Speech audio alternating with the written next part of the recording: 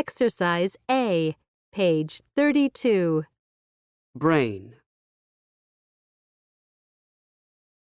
Discover. Experiment. Forget. Human. Memorable. Reason. Recall. Recognize. Researcher. Exercise B, meaning from context, page 32. How many faces can you remember? How many faces do you recognize every day of your life?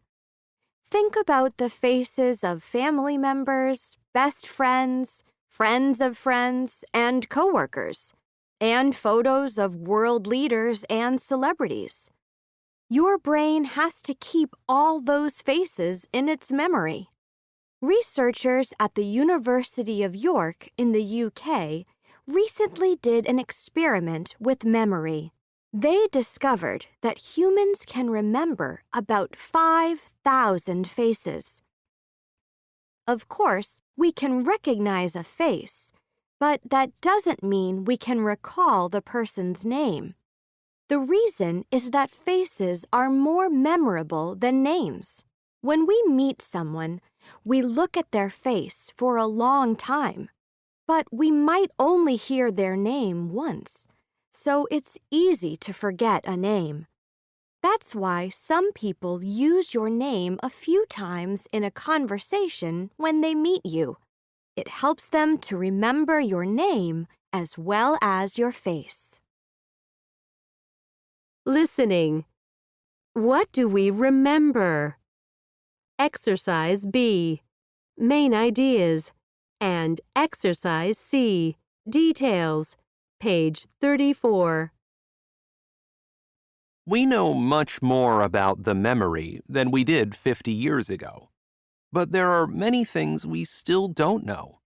For example, humans can recognize thousands of photos, but we're not perfect at it. For some reason, we keep some photos in our memory, but we forget others, even when we are trying to remember them. Let's do an experiment. Look at these 8 photos. There are 4 pairs, and each pair is similar in some way. There are 2 men, 2 women, 2 rooms, a dining room and an office, and 2 beaches. Now, for each pair, which picture do you think is easier to remember? Don't try to remember them, but think about which photo your brain is more likely to remember, and think about why. With the 2 people, maybe you think one person is more friendly looking than the other. With the 2 rooms, perhaps you like one room more than the other. As for the beaches, the top one is beautiful, but the second one is also very beautiful. You decide. Which photos do you think are more memorable? Which do you think people forget? Okay. Everyone decided? Good. So let's talk about each pair of photos. You might think that the photos with bright colors are easier to remember. So maybe the man with dark hair is more memorable than the man with light hair. Or perhaps you think it's easier to recall the woman with the very happy smile. What about the photos of the rooms? The room with the tree is interesting and beautiful. The office is normal and a bit boring. As for the beaches, they look the same. Maybe the bottom photo has more sunshine. These are all good reasons, but they aren't right. Now let me tell you about this test. When scientists did this test, people often said they thought the photos on the bottom were more memorable. But when they asked people to try to remember the photos, 30% more people remembered the photos on the top row. So why did this happen? Wilma Bainbridge is a neuroscientist and researcher at the University of Chicago, and she created this experiment. From her work, she knows that color and appearance are important for memory. She thinks that we remember about 60% of photos because of the color and appearance. She also discovered that we remember photos when there are people in them.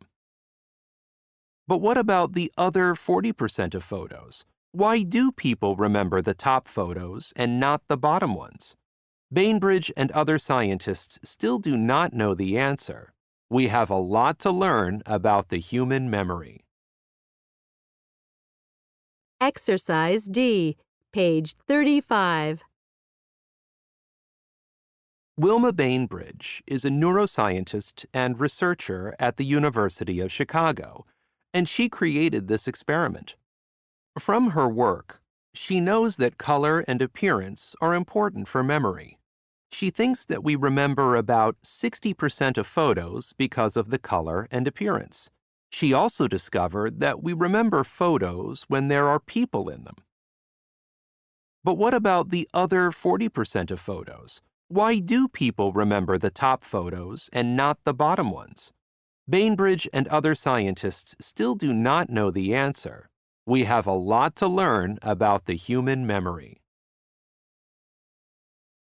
Exercise D, page 37. 3 ways to make more memories.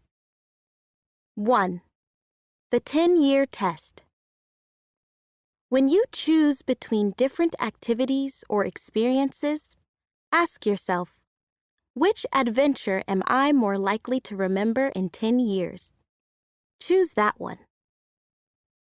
2. Firsts. We don't remember our everyday activities, but new experiences or firsts stay in our memories forever. So try something for the first time.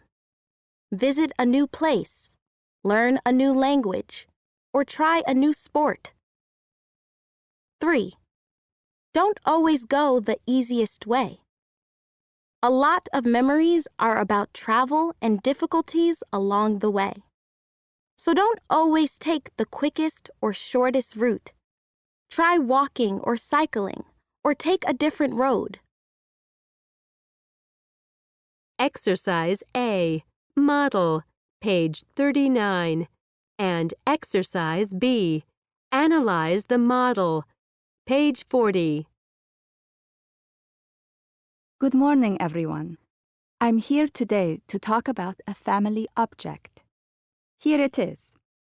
It's a very old cookbook, but you can still use it. I think it's from about 1950. So why did I choose this object? Well, it belonged to my great-grandmother. She received it for her 18th birthday from her mother. I know this because there is some writing in the front of the book, and inside there are a lot of recipes. I don't remember my great-grandmother very well, but the book reminds me of her. She was an amazing cook. When we visited her, there were always a lot of smells from the kitchen.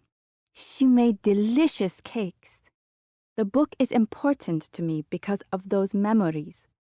But it's also special because she wrote notes next to the recipes. So when I use the book, I love to read her handwriting on different pages. It's like we're cooking together.